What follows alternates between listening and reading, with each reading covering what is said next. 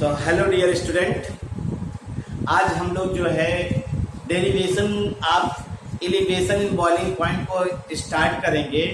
और ये काफ़ी जो है इम्पॉर्टेंट क्वेश्चन भी है आपके पॉइंट ऑफ व्यू से, और ये काफ़ी पूछा भी जाता है, जिसको आप ऑब्जर्व कर सकते हैं, देखेंगे और इसमें समझेंगे।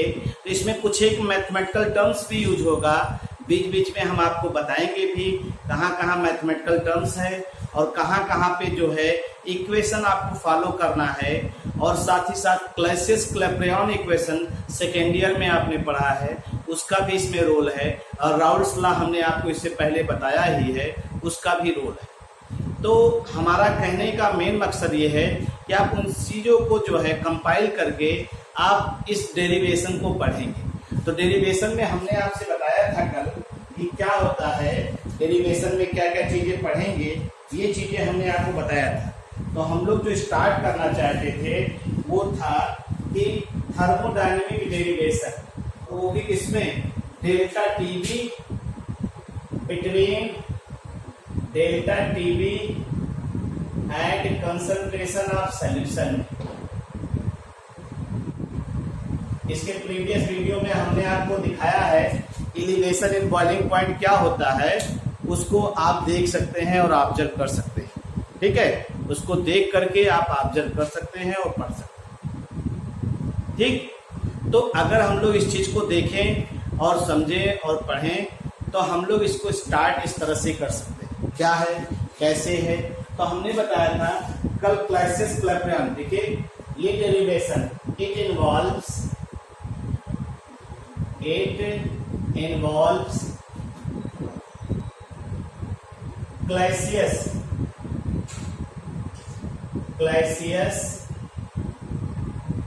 Clapeyron equation, Clausius Clapeyron equation, और साथ ही साथ कौन सा, and Raoult's law. Raoult's law को ये इन्वॉल्व करेगा। ठीक, तो हम लोग क्लैसियस क्लैपेरॉन इक्वेशन अगर लिखें, we know that for phase equilibria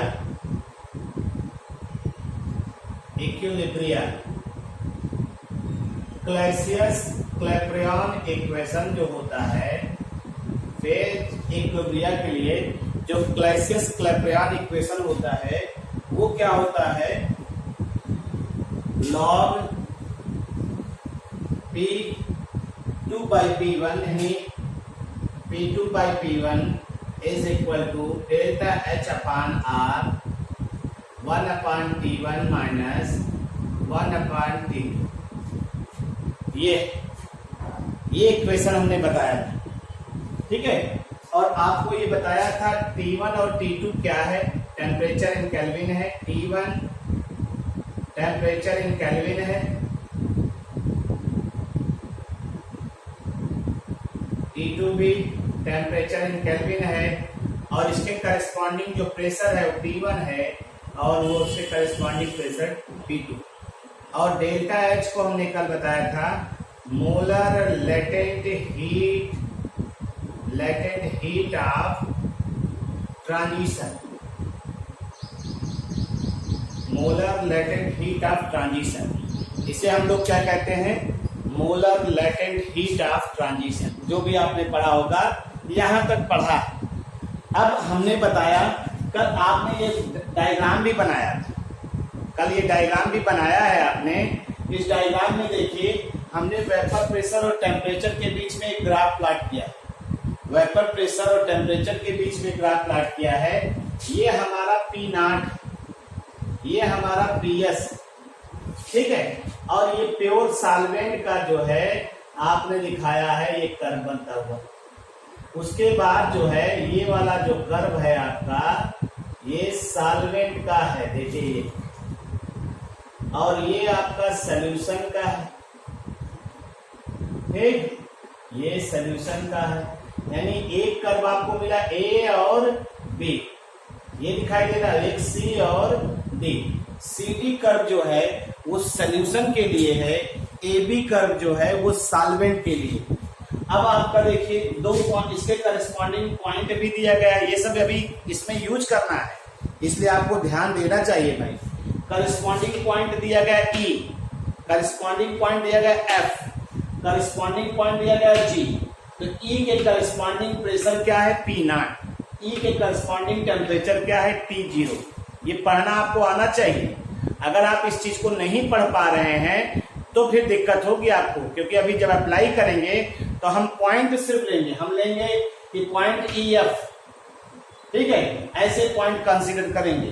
तो EF के करस्पॉन्डिंग टेम्परेचर और प्रेशर दिया गया, G के करस्पॉन्डिंग टेम्परेचर T0 है और प्रेशर PS है, F के करस्पॉन्डिंग प्रेशर क्या है P0 है और टेम्परेचर क्या है TS।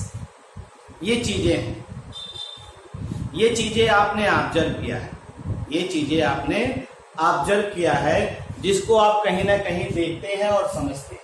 तो अब हम यहाँ पे एक कर्व लेने चल रहे हैं, अब हम यहाँ पे कर्व लेने चल रहे हैं और वो कौन सा कर्व होगा तो आइए देखते हैं और उसी को लेकर के आगे बढ़ते हैं। तो आपको इस ग्राफ को देखना आना चाहिए, इस ग्राफ को डिमॉन्स्ट्रेट करना आना चाहिए। हमने बताया था यहाँ पे वेपर प्रेशर आप जो सोल्यूशन होगा, वेपर प्रेशर जो सोल्यूशन का होगा वो क्या होगा, वो आपका स्मॉलर था vapour pressure of pure solvent, ये बताया था हमने। और साथ ही साथ अभी देखिए सोल्यूशन का नीचे बना हुआ है ग्राफ और सॉल्वेंट का ऊपर बना हुआ है, लेकिन जो सोल्यूशन का बॉइलिंग पॉइंट है वो TS greater than TO, solution का बॉइलिंग पॉइंट ये ग्रेटर है। ये सभी चीजें कल हमने आपको बताया था कैसे क्या होता है, दोनों का डिफरेंस जो है डेल्टा TB कहलाता है। डेरिवेशन थोड़ा बड़ा है, डेरिवेशन थोड़ा सा इत्मीनान से चलेंगे, कोई ऐसी चीज आपको नहीं दिखाई देगी जो आपको दिक्कत करे, लेकिन आप चीजों को साथ साथ लिखते हुए साथ साथ लेकर चलिएगा भी। तो आइए देखते हैं और समझने का प्रयास करते हैं। तो हमारे ख्याल से इसको लिख लिया होगा, इसको बना लिया होगा, एक मिनट की। तो हम पहले सोल्यूशन वाला कर्व ले रहे हैं, सोल्यूशन वाला कर्व ले रहे हैं। अगर आप सोल्यूशन को देखिए तो आप इसमें क्या आइडिया लगाते हैं, क्या आपको ऑब्जर्व होता है, ये देखने का प्रयास करते हैं। तो हटा रहे हैं इसको। अब देखिए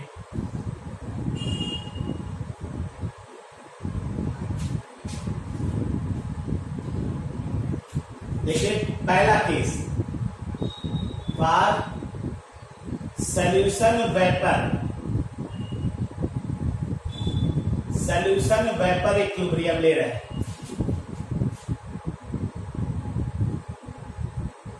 सोल्यूशन वेपर इक्विलिब्रियम हम लोग ले रहे हैं, यानी सोल्यूशन और वेपर इक्विलिब्रियम की बात कर रहे हैं। तो यहां से ये यहाँ पे G और F की बात होगी, G और F की बात कर रहे हैं। तो ये सोल्यूशन का ग्राफ है और ये एक्सटर्नल प्रेशर है। जब यहाँ पे पहुंच जाएंगे तो इसका वेपर प्रेशर एटमॉस्फेरिक प्रेशर के बराबर हो जाएगा। तो कहने का मतलब GF पॉइंट जो है तो F के करस्पॉन्डिंग प्रेशर मालूम है, F के करस्पॉन्डिंग टेम्परेचर मालूम है, G के करस्पॉन्डिंग टेम्परेचर मालूम है, G के करस्पॉन्डिंग प्रेशर मालूम, ठीक है भाई। तो आइए हम लोग देखते हैं। और अगर हम लोग सोल्यूशन वेपर कर्व को लें तो हम लोग कौन सा पॉइंट लेंगे, पॉइंट करस्पॉन्डिंग टू पॉइंट, कौन सा पॉइंट है, corresponding to the point G and F। G और F को ले रहे हैं, G और F को यहां पे ले रहे हैं, इस पॉइंट को और इस पॉइंट को। तो G के करस्पॉन्डिंग देखिए, G के करस्पॉन्डिंग टेम्परेचर क्या दिखाई दे रहा है, टेम्परेचर दिखाई दे रहा है G, पॉइंट G के corresponding temperature T0, temperature T0 दिखाई दे रहा है ना, तो टेम्परेचर T0 दिखाई दे रहा है और प्रेशर क्या दिखाई दे रहा है, G के करस्पॉन्डिंग PS दिखाई दे रहा है। और उसी तरह F के करस्पॉन्डिंग भी देख लीजिए, अगर आपको दिखाई दे रहा होगा F के करस्पॉन्डिंग P आपको TS दिखाई दे रहा है और P0,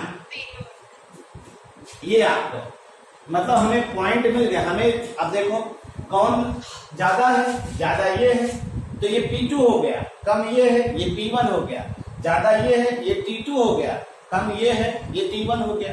तो इसका मतलब है हम क्लैसियस क्लैपेरॉन इक्वेशन पे अप्लाई कर सकते हैं। ठीक, तो देखिए applying Clausius Clapeyron equation, applying Clausius Clapeyron equation. अगर क्लैसियस क्लैपेरॉन इक्वेशन अप्लाई करेंगे तो हमारा आ जाएगा log P not, P not ऊपर होगा upon PS is equal to delta H था तो यहाँ वेपोराइजेशन होगा क्योंकि वेपर है। देखो ये सोल्यूशन से वेपर में बदल रहा है, डेल्टा H भी लिख देंगे अपान R और 1 अपान T1। T1 क्या होगा भाई? T नॉट, T1 ये होगा T not minus 1 upon TS। ये इक्वेशन आ गया।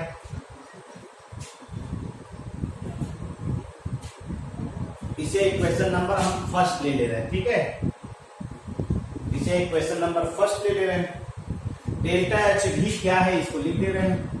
डेल्टा एच भी जो है molar latent heat of vaporisation, क्योंकि वेपोराइजेशन हो रहा है, of vaporisation, molar latent heat of vaporisation, ये इसको आप ऑब्जर्व कर सकते हैं। और ये प्योर सॉल्वेंट का होता है। अगर व्हेन सॉल्यूशन इज डाइल्यूट, अगर सॉल्यूशन डाइल्यूट है, देखिएगा कंडीशन, सॉल्यूशन इज डाइल्यूट, तो जो डेल्टा एच भी है is nearly equal to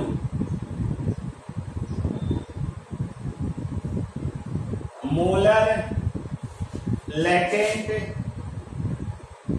heat of vaporisation for pure solvent, vaporisation for pure solvent, ये हो जाएगा। कहने का मतलब है सॉल्यूशन में तो आपने सल्यूट मिलाया हुआ है ना, सल्यूट मिलाने पर क्या होगा?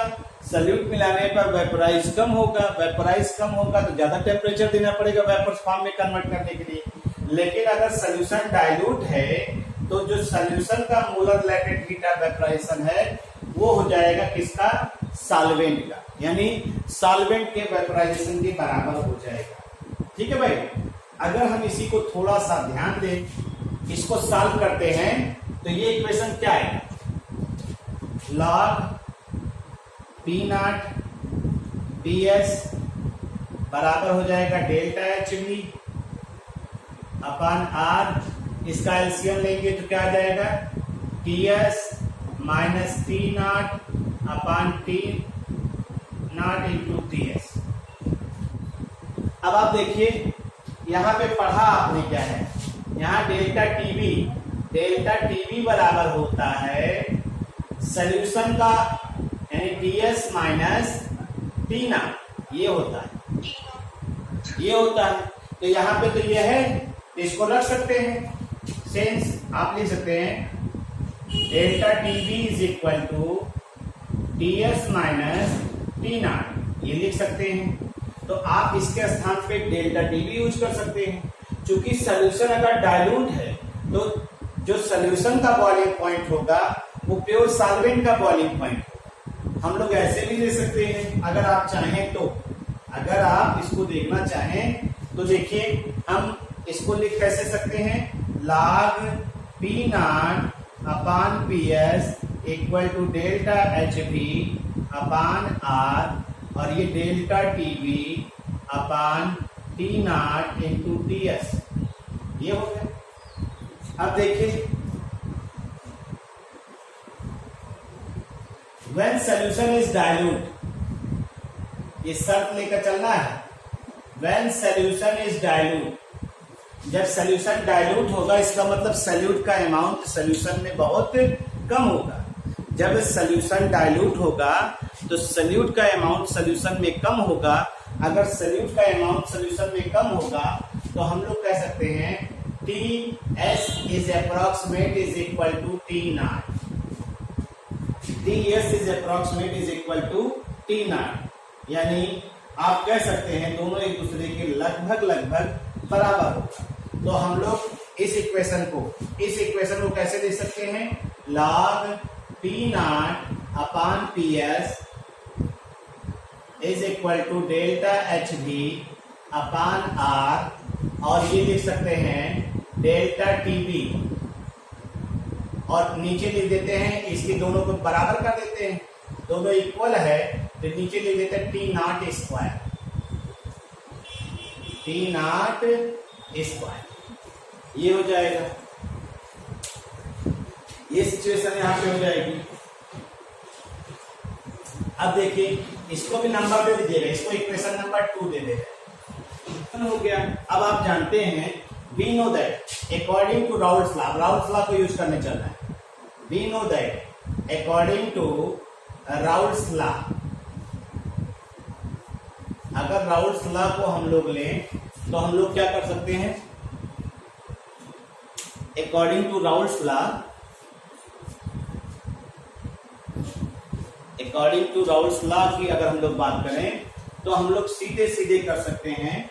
देखिए आपने लिखा था P not minus P S upon P not equal to जाई, हम 2 लिख दे रहे हैं। आपने जो पढ़ा था याद होगा आपको, आपने पढ़ा था P A not minus P S upon P A not equal to chi B ना। इसी इक्वेशन को हम लोग लिख सकते हैं, इसी इक्वेशन को हम लोग इस तरह से भी लिख सकते हैं, वो ऐसे लिख रहे हैं क्योंकि हम लोग यहाँ पे ये ले रहे हैं तो आपको सुविधा होगी।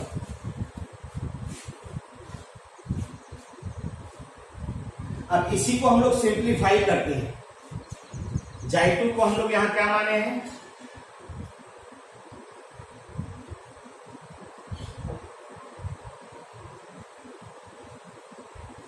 Mole fraction of solute.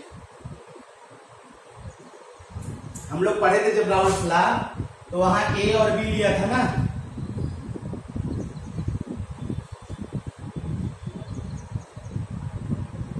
क्योंकि ग्राफ में हमने ऐसे दिखा दिया है तो हम इसको ऐसे दिखा दे रहे हैं। अब देखिए इसको सिंप्लीफाई कर दें, ऑन सिंप्लीफिकेशन, ऑन सिंप्लीफिकेशन, अगर इसे सिंप्लीफाई करें तो क्या हो जाएगा, 1 माइनस, देखो ये ऐसे लिख सकते हैं ना, P not upon P not लिख सकते हैं, minus P S upon P not, तो ये 1 हो जाएगा, दोनों एक साथ लिखेंगे तो ये हो जाएगा 1 minus P S upon P not equal to chi 2, या ऐसे भी हो सकता है P S upon P not equal to 1 minus chi 2, ऐसे भी लिख सकते हैं हम लोग, इसको लिख सकते हैं ना भाई, ऐसे भी हम लोग लिख सकते हैं भाई, इसको कोई बहुत दिक्कत आपको नहीं होगी। इसको सिंप्लीफाई हमने ऐसे कर दिया।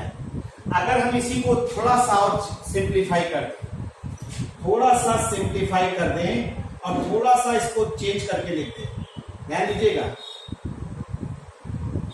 चले भाई, अगर दोनों साइड लॉग ले लें, दोनों साइड क्या ले लें, लॉग, तो ऐसे लिख सकते हैं नहीं, log P S upon P not equal to log 1 minus chi 2, ये लिख सकते हैं। तो अगर इसी को, यही समझना है आपको, यही समझना है आपको, यही इसी वाले पोर्शन को समझना, बाकी और कहीं कोई दिक्कत नहीं है, हो गया। यही वाला पोर्शन अगर आपके समझ में आ गया, जो बायो के स्टूडेंट है थोड़ा सा उनको हो सकता है यहाँ पे परेशानी हो, तो अगर इस चीज को वो समझ लिए तो फिर आगे के डेरिवेशन में कोई दिक्कत नहीं है। अब देखिए थोड़ा फिर चेंज करने चल रहे हैं, अगर हम पी नॉट को ऊपर कर दें और पी एस, क्यों कर रहे हैं ऐसा समझ लीजिए, हमें ये वैल्यू निकालना है, ये देखिए ये हमें ये निकालना है, हमें log P not upon P S, तो log P S upon P not है, तो इसको उल्टा कर देंगे तो उल्टा करने पे यहाँ माइनस आ जाएगा। तो देखिए अगर इसी इक्वेशन को log P0 अपान PS कर दें इज इक्वल टू, इसको लिख सकते हैं माइनस log 1 माइनस J2, ये हो गया 1 माइनस J2 हो जाएगा। ये हमारा इक्वेशन हो गया। मतलब अब हमें 1 माइनस लॉग 1 माइनस J2 को अब हमें देखना है। यहीं पे एक मैथमेटिकल फार्मूला लगता है, इसे हम लोग लिख दे रहे हैं 3 नंबर। इसे क्या लिख दे रहे हैं? 3 नंबर। ठीक। और अभी आपने कहा डाइल्यूट सॉल्यूशन है, बार बार आप डाइल्यूट सॉल्यूशन कह रहे हैं। तो डाइल्यूट कहने का मतलब है जो सॉल्यूट का अमाउंट होगा वो बहुत कम होगा, सॉल्यूट का अमाउंट बहुत कम होगा। तो सिंस J2 इज, इसे x, जो x आप पढ़ रहे हैं मोल फ्रैक्शन है, mole fraction. J2 is very small. Very small क्यों है? क्योंकि सॉल्यूशन क्या कहा है आपने? सॉल्यूशन को डाइल्यूट कहा है। वेरी स्मॉल यानी less than 1, less than 1। J2 is very small. ठीक। तो अब अगर इसका एक्सपेंशन करें, मैथमेटिकल लड़के जो है ये जानते होंगे कि अगर 1 माइनस J2 का एक्सपेंशन करें तो क्या आएगा। ठीक है, द एक्सपेंशन ऑफ, ये याद करना है biology 3AB, the expansion of log 1 minus J2, log 1 minus J2 as an infinite series, as an infinite series, as an infinite series is given by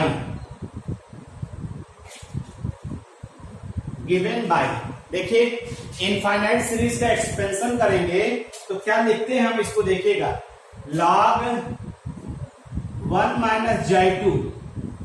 तो पहले क्या लिखते हैं? पहले हम लोग लिखते हैं माइनस करके लिखते हैं एक्सपेंशन। देखो ये लिखेंगे माइनस J2 की पावर 1, फिर माइनस 1/2 J2 की पावर 2, माइनस 1/3 J3 की पावर 3, सॉरी J2 की पावर 3। ये एक्सपेंशन हो गया है। ऐसे लिखते हैं, ये मैथमेटिकल फार्मूला होगा, मैथ वाले जानते होंगे। अगर बायो वाले नहीं जानते हैं तो इसको ऐसे पढ़ लीजिए। तो हम 1 है तो इसको हटा ही देना, कोई जरूरत नहीं लिखना। तो ये minus J2 minus half J2 square minus half 1/3 J2 का होल क्यूब, ये आ सकता है। ये थोड़ा मैथमेटिकल टर्म है भाई।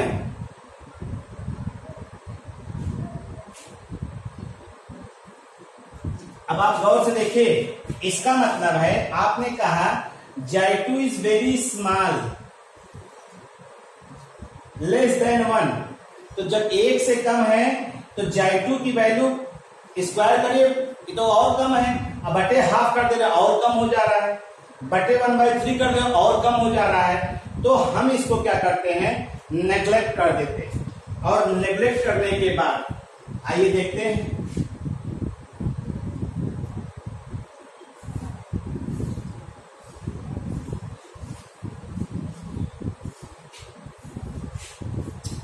नेग्लेक्टिंग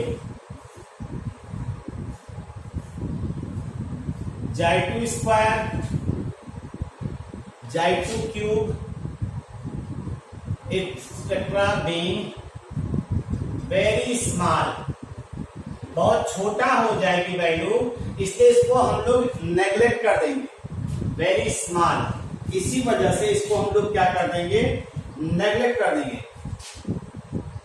एज J2 को आपने वैसे भी कहा लेस देन 1 है, हेंस फिर क्या लिखेंगे, फिर आपका इक्वेशन आ जाएगा log 1 minus J2 is approximate equal to, क्या लिखेंगे, सिर्फ इसी को ले लीजिए, इसी को ले लीजिए minus J2 log 1 minus J2 is equal to क्या आ रहा है, क्या आ रहा है J2 माइनस J2। और आपके पास इक्वेशन क्या था, याद है आपको? आपने इसको क्या लिया था, 1 माइनस J, ये PS और ये लाग लिया था, और उसके बाद इसको लिखा था क्या, उल्टा किया था, P not upon PS minus था। तो अगर हम लोग इसी को लिखें, हाँ, तो minus log 1 minus J2 is equal to क्या हो जाएगा, ये हो जाएगा। कौन सा इक्वेशन नंबर था इसके बाद जो लिखा था, 3 था ना। अब ये इक्वेशन जो आपका बना था, तो देखिए J2 रख दीजिए उसी में, पुट द वैल्यू ऑफ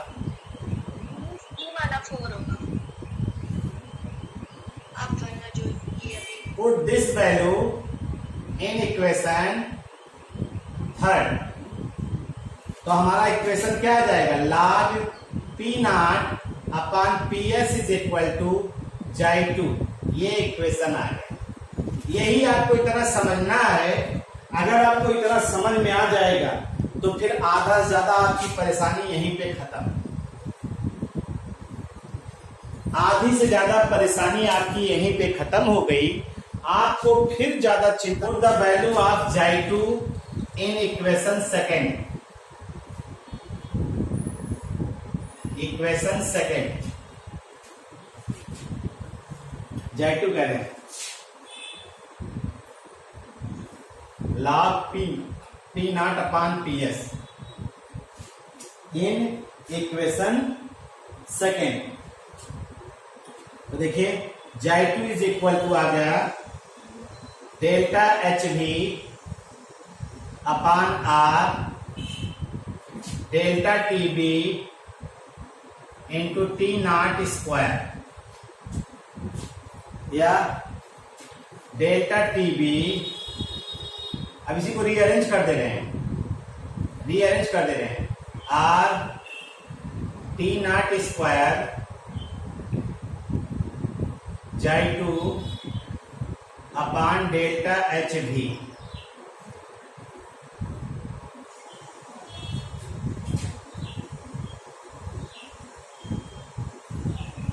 और ये रिलेशन देखो, ये सब पूरा का पूरा कांस्टेंट हो गया। ये पूरा का पूरा क्या हो जाता है, कांस्टेंट हो जाता है। तो रिलेशन किसके बीच में आ रहा है, डेल्टा TB और J2 के बीच में। तो हम लोग कह सकते हैं दिस इज द, इसे इक्वेशन नंबर पहले दे दो, कौन सा नंबर आएगा, 6। This equation, this is the relationship between, किसके किसके बीच में, इसे हम लोग पढ़ते हैं elevation in boiling point, between elevation in boiling point and mole fraction of solute in solution। ये इनके बीच में रिलेशन होगा।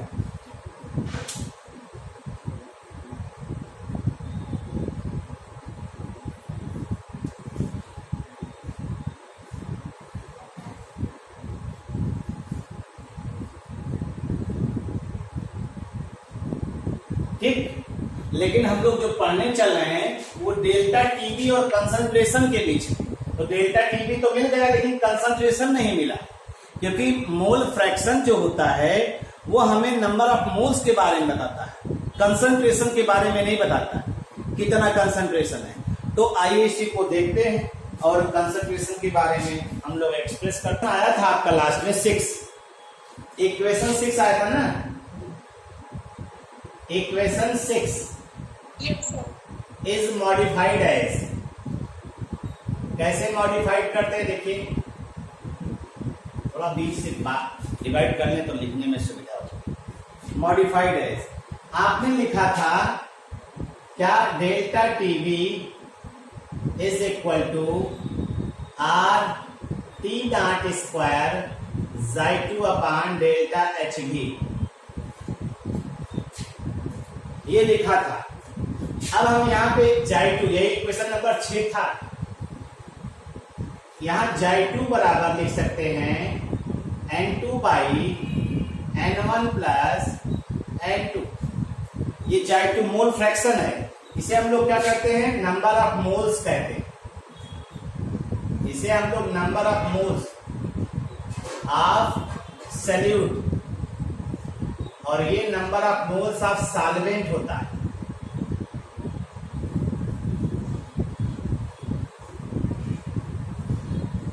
यानी अगर आप इसको निकालना चाहें तो N2 निकालना हो तो हम लोग लिखते हैं W2 अपान M2, और N1 निकालना हो W1 अपान M1। ये वेट है, वेट ऑफ सॉल्यूट। ये क्या है, मोलर मास ऑफ सॉल्यूट। ये वेट ऑफ सॉल्वेंट है। ये क्या है, मोलर मास ऑफ सॉल्वेंट।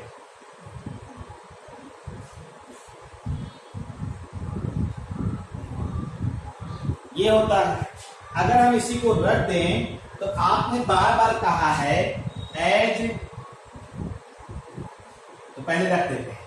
तो Xi2 इज इक्वल टू क्या हो जाएगा, W2 अपान N2 अपान W1 M1 प्लस W2 अपान N2।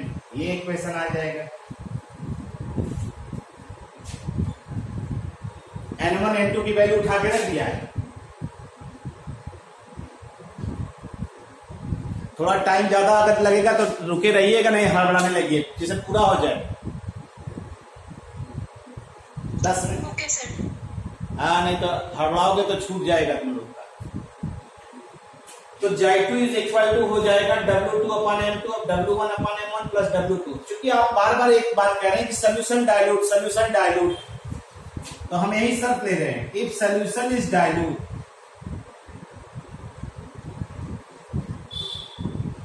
अगर सोल्यूशन डाइल्यूट होगा तो डाइल्यूट का मतलब सॉल्यूट का अमाउंट कम होगा, सोल्यूशन के अंदर सॉल्यूट का अमाउंट कम होगा। तो सॉल्यूट कौन है, ये, इसका मतलब है W2 upon M2 much smaller than W1 अपान M1। ये मच स्मॉलर होगा, हेंस इन सॉल्यूशन, सॉल्यूशन के अंदर कह रहे हैं इट इज नेग्लेक्टेड। सॉल्यूशन के अंदर ये इसको नेग्लेक्ट कर दिया, और जब नेग्लेक्ट कर दिया तब देखिए इक्वेशन क्या आ जाएगा, then Xi2 is equal to, बचेगा क्या, ये आया W2 अपान M2 और नीचे क्या है W1 इंटू M1। ये आ गया आपका Xi2 की वैल्यू। ये Xi2 की वैल्यू आ गई।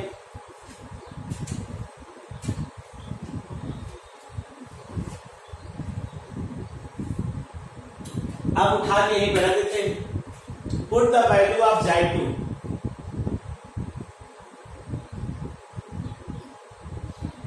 Xi2 इन इक्वेशन नंबर 6, तो आ जाएगा delta TV is equal to RTO not square delta HV into W2 upon M2 W1 into M1। ये आ जाए, वैल्यू रख दिया। अब देखिए इसी को, इक्वेशन को देखिए, इसी इक्वेशन में धीरे धीरे चेंज होगा। Delta TV is equal to RT not square, और इस M1 को यहां लेते आते, डेल्टा HV अपान M1 कर देते, अपान M1 इसको रख लेते हैं। यहां बचा क्या, W2 अपान M2 W1, ये बचा।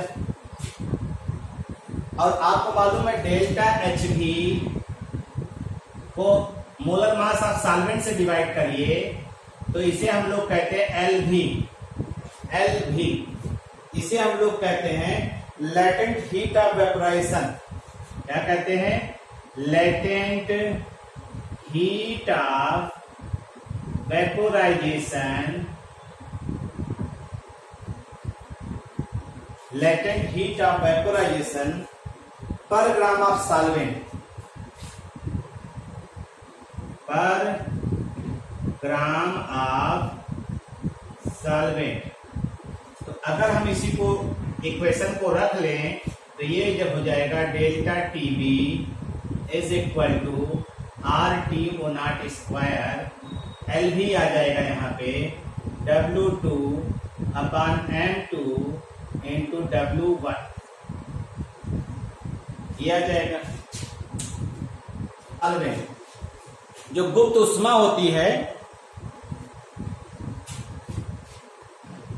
Into W2 into M2 W1 हो जाएगा। अब इसी में देखिए थोड़ा सा बस बचा है, थोड़ा सा हो जाए बस हो गया। अगर हमने मान लिया if N is the molality of the solution,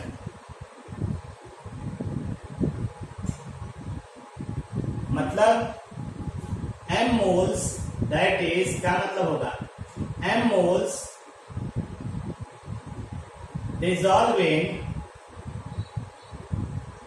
1000 gram of solvent. ध्यान दीजिएगा, आ जा रहा फार्मूला 1000 ग्राम ऑफ सॉल्वेंट। तो यहां पे देखिए W2 अपान M2 क्या है? ये मोल है, नंबर ऑफ मोल्स है, तो वो मान लिया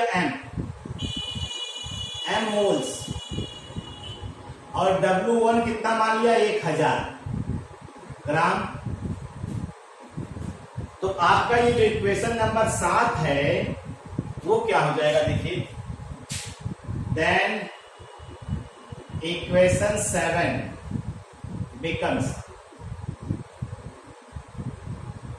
delta TB is equal to RT0 square upon LV, W2 upon हो जाएगा M, और नीचे क्या हो जाएगा? 1000, नीचे 1000 हो जाए। अब अगर आप एक चीज ध्यान दीजिए, 1000 की वैल्यू कांस्टेंट हो गई, तो हम लोग इसको लिख सकते हैं delta TV is equal to RT0 square upon 1000 LV into M। ये पूरी की पूरी वैल्यू क्या होती है? कांस्टेंट वैल्यू होती है। आप जो डेरिवेशन करने चले बस पहुंच चुके हैं, ठीक है। फॉर ए गिवन सॉल्वेंट कहा जाता है, फॉर ए गिवन सॉल्वेंट, किसी भी सॉल्वेंट के लिए जो वैल्यू होती है RT0 square upon 1000 LV is a constant. क्यों कांस्टेंट है? आपको देखिए R की वैल्यू कांस्टेंट, किसी भी सॉल्वेंट का बॉइलिंग पॉइंट कांस्टेंट, किसी भी सॉल्वेंट के लिए LV भी कांस्टेंट, 1000 नंबर है, ये कांस्टेंट होगा ही, ठीक है। और इसको हम लोग रिप्रेजेंट किससे करते हैं? And it is usually represented by, it is represented by KB। KB के द्वारा रिप्रेजेंट होता है, जिसे हम लोग कहते हैं molar elevation constant, molar elevation constant, या इसी का दूसरा नाम है इब्लियोस्कोपिक कांस्टेंट। नाम जरूर ध्यान रखिएगा, मोलर एलिवेशन कांस्टेंट या इब्लियोस्कोपिक कांस्टेंट। अगर हम इसी को ले लें, आप देखिए आपका जो इक्वेशन चाहिए था, डेरिवेशन जो चाहिए था, वो आपका कंप्लीट हो गया। ये बराबर हमने रख दिया KB बराबर RT0 स्क्वायर अपॉन 1000 LV, ये हो गया। तो delta TB is equal to हो गया KB इंटू M। अब KB तो कांस्टेंट ही है, तो ये रिलेशन क्या हुआ? ये रिलेशन हुआ डेल्टा टीवी और कंसंट्रेशन। कंसंट्रेशन क्या है? मोलैलिटी है। Delta TV is equal to KB into M. This is the derivation